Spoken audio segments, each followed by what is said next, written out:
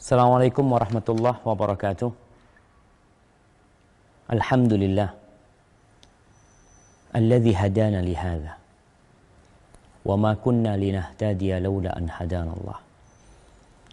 Segala puji bagi Allah Jalla Jalaluhu yang telah memberikan hidayah kepada kita. Dengan hidayah yang indah ini kita bisa mengetahui yang hak dan yang batil. Kalau bukan karena Allah, nggak mungkin kita merasakan hidayah ini. Allahumma salli wa sallim ala Sayyidina Muhammad. Amma ba'd. Jamaah rahimakallah. Kita jadi prihatin dengan peristiwa pemboman yang terjadi di berbagai tempat.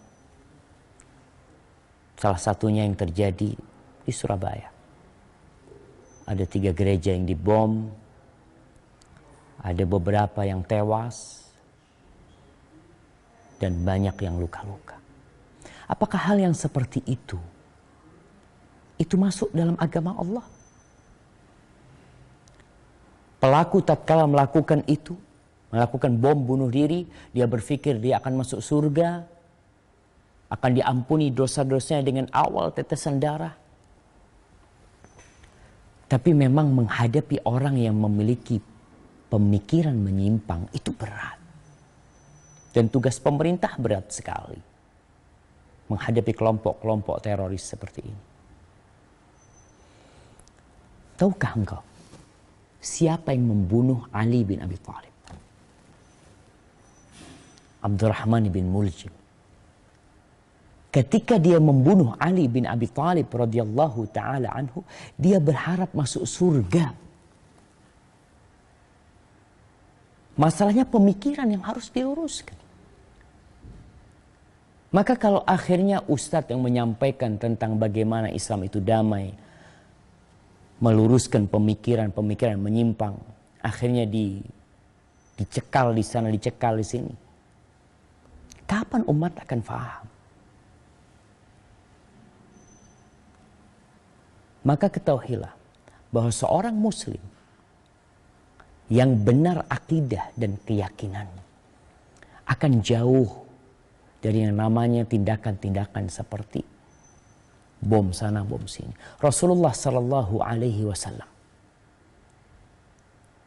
beliau mengecam pembunuhan wanita, anak-anak, pendeta ketika perang. Itu dalam Islam, perang yang dilakukan oleh umat Islam itu berperi kemanusiaan.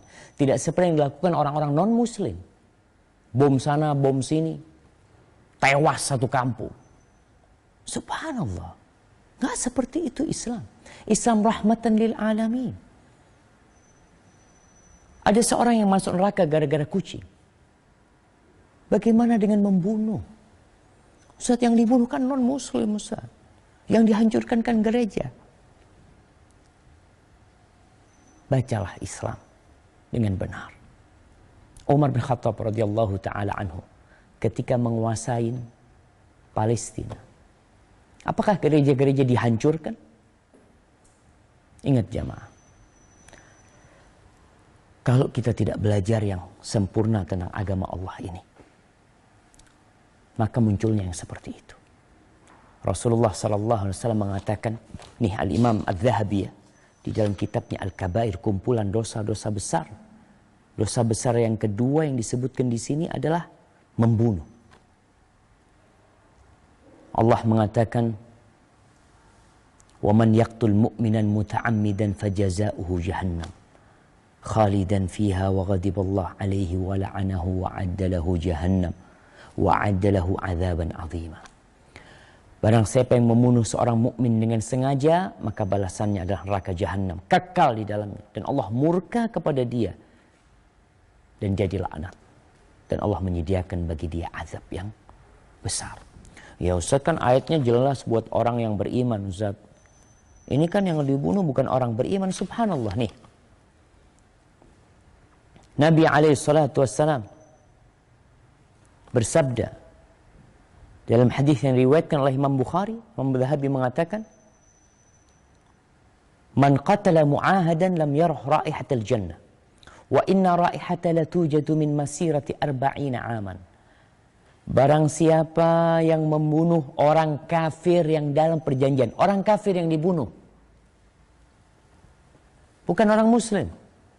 Jelas nih hadisnya. Maka dia tidak akan mencium bau surga. Tapi dia berharap masuk surga. Maka belajar.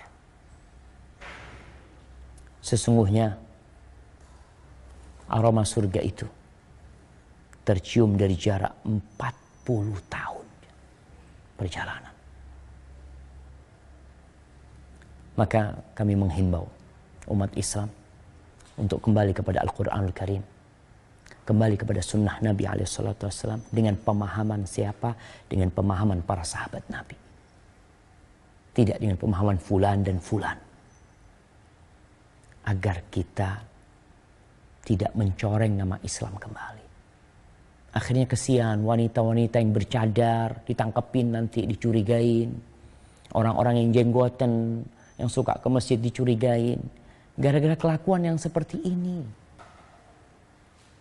Naam, apabila terjadi kezaliman di sebuah tempat, kita diperintahkan untuk merubahnya sesuai dengan kemampuan kita. Dengan cara yang lemah lembut. Semoga Islam yang cinta damai ini bisa memberikan kedamaian. Dan kita berdoa semoga Allah memberikan petunjuk kepada pemerintah kita. Menunjukkan kepada jalan yang benar. Dan mengikuti apa yang Allah perintahkan. Barakallahu fikum. Assalamualaikum warahmatullahi wabarakatuh.